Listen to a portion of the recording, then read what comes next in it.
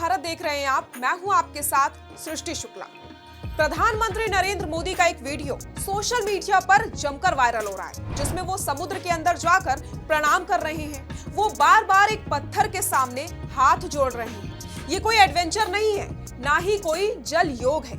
ये गुजरात के द्वारिका में समुद्र में गहरे पानी के अंदर जलमग्न द्वारिका नगरी है।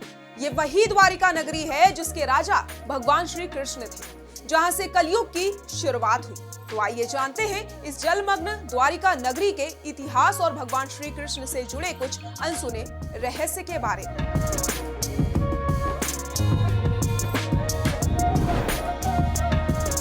चार धामों में से एक धाम, 7 पवित्र पुरियों में से एक पुरी है द्वारिका।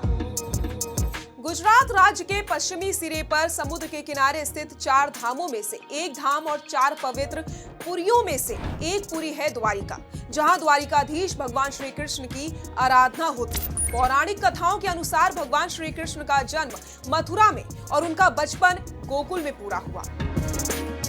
कंस का वध करने के बाद सभी यदुवंशियों के साथ उन्होंने द्वारिका नगरी बसाई।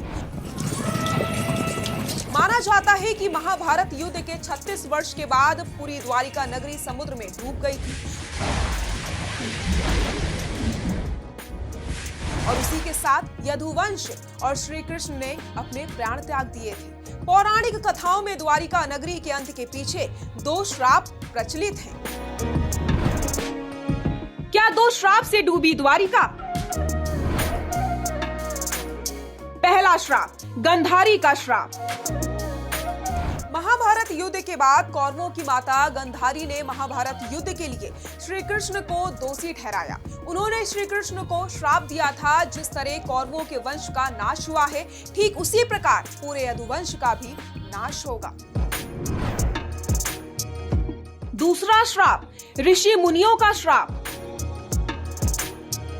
माता गंधारी के अलावा दूसरा श्राप ऋषियों द्वारा श्री कृष्ण के पुत्र सांब को दिया गया था। दरअसल महर्षि विश्वामित्र, कण्व, देवऋषि नारद आदि द्वारिका पहुंचे। वहां यादव कुल के कुछ युवकों ने ऋषियों से मजाक किया।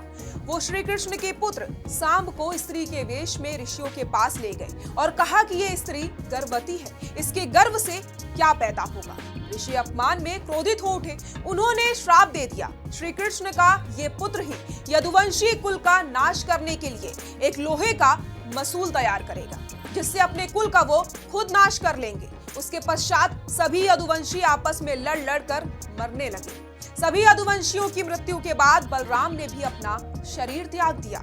श्री कृष्ण पर किसी शिकारी ने हिरण समझकर बाण चला दिया था, जिससे भगवान श्री कृष्ण देवलोक चले गए। उधर जब पांडवों को द्वारिका में हुई अनहोनी का पता चला तो अर्जुन तुरंत द्वारिका गए और श्री कृष्ण के बचे हुए परिजनों को अपने साथ इंद्रप्रस्थ लेकर चले गए। इसके बाद देखते ही देखते पूरी द्वारिका नगरी रहस्यमय तरीके से समुद्र में समा गई। भले ही द्वारिका नगरी द्वापर युग में जलमग्न हो गई हो, लेकिन हजारों सालों बाद आज भी उस नगरी के पिलर और अवशेषों के बारे में समुद्र से जुड़ी अलग अलग रिसर्च के दौरान जानकारी मिलती रहती है।